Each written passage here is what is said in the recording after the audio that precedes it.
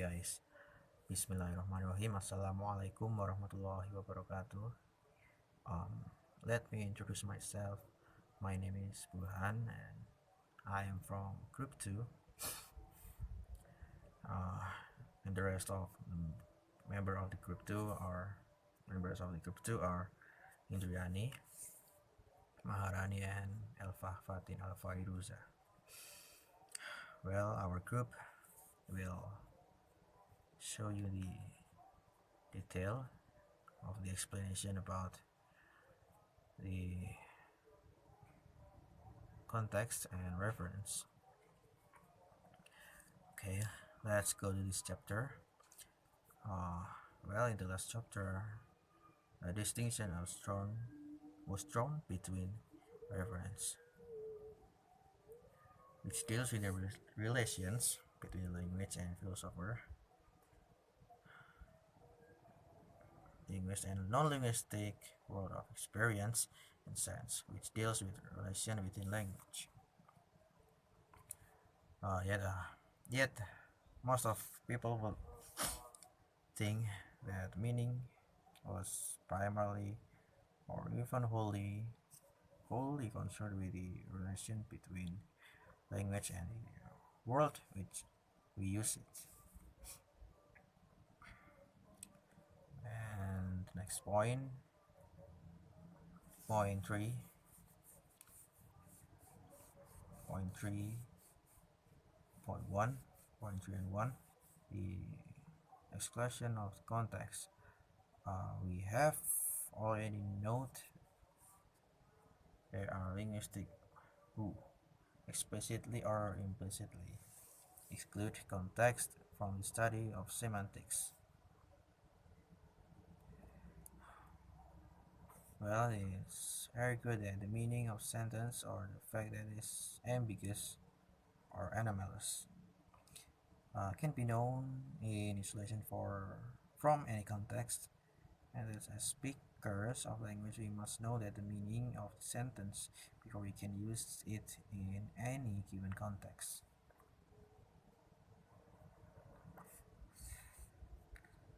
This argument, however, begs a question. For in what sense could it be accurate or that we know the meaning of a sentence independently of the context? Yes, it is presumably only in the sense that we can provide another sentence of similar meaning. A paraphrase of it. A second and at first sight rather more plausible argument that is the world of experience must of necessity include the sum of human knowledge. If this is so, and if semantics defined in terms of reference,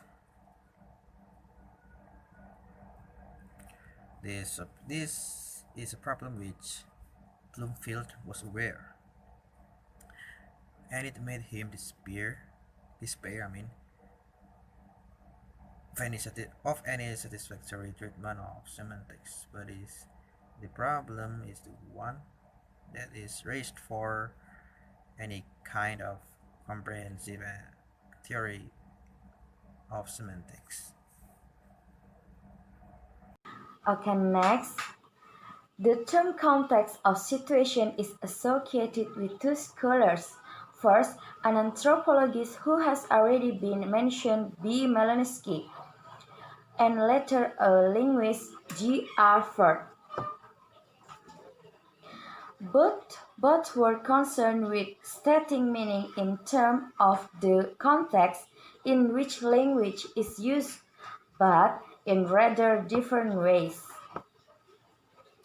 Malinowski's arguments were primarily based on his observation of the way in which the language studying fit into their everyday activity, and was thus an inseparable part of them.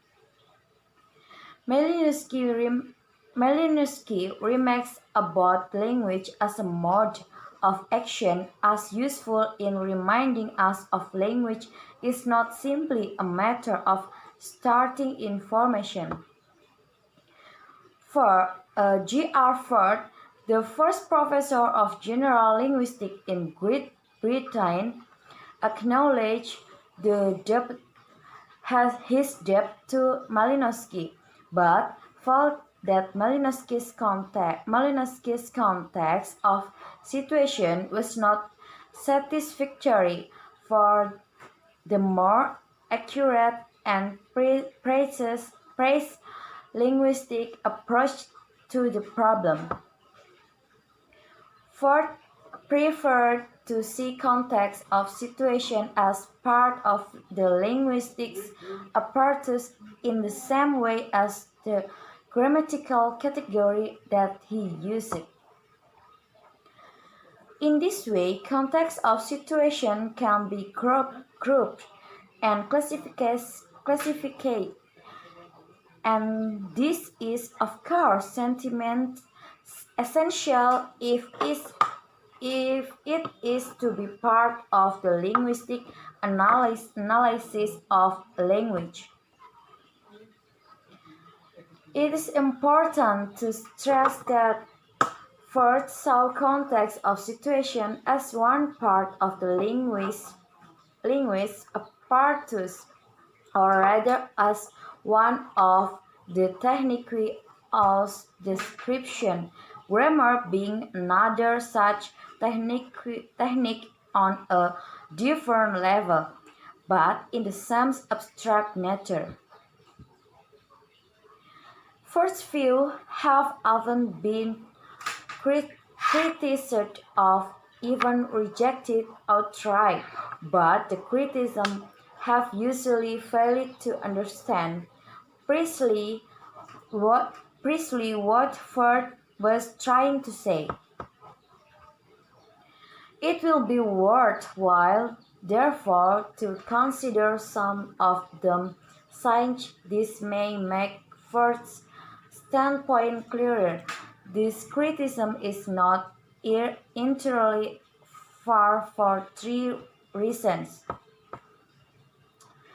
The reason is, first, it is valid only if we accept that there is an area of linguistic investigation which deal with the relation of language and the world outside that is quite distant from internal characteristics of language. Secondly, we have already been in the discussions of sense and reference in 2.3. That is almost certainly impossible, in principle, to decide what is in the word and what is in language. Thirdly, Ford didn't produce any total monolithic linguistic model which could, in theory at least, totally describe a language. And then he didn't, in fact, believe that such a model was possible even in principle, though nearly all linguists have assumed that such a model is not merely possible, but essential. And next, it was enough to be scornful, as some scholars have been, of contextual theories and do dismiss them as totally unworkable. One virtue of Ford's approach was that he set out to make only partial statements of meaning. It may be that this is all we can ever hope to achieve.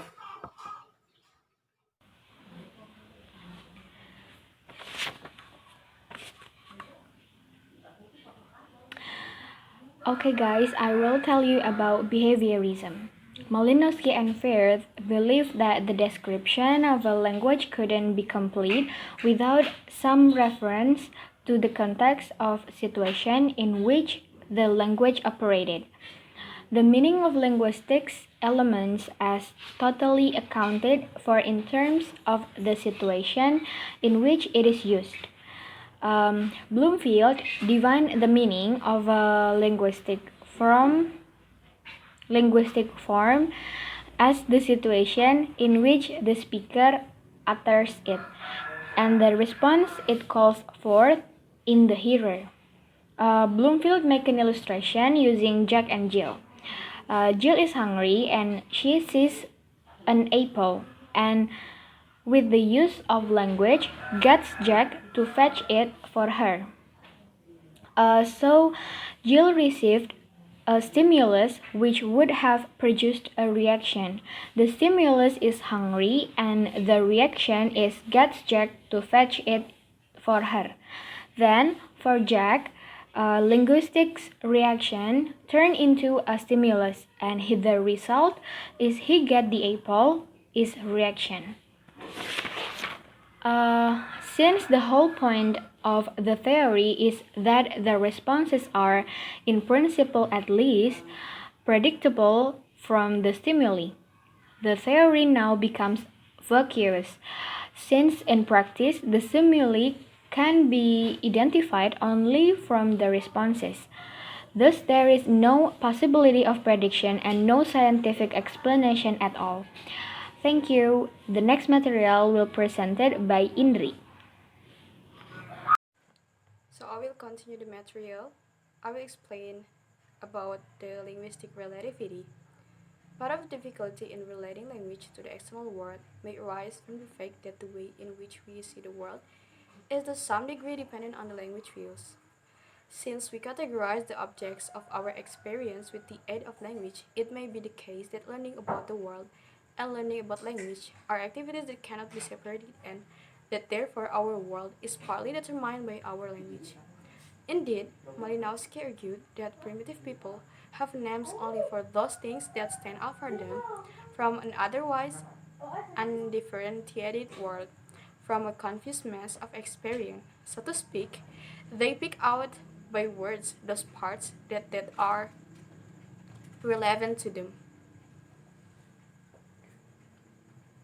So, talking about the linguistic relativity, the hypothesis of linguistic relativity, part of relativism, also known as the Sapir-Whorf hypothesis, is a principle claiming that the structure of language affects its speaker's world view or cognition, and thus people's perception are relative to their spoken.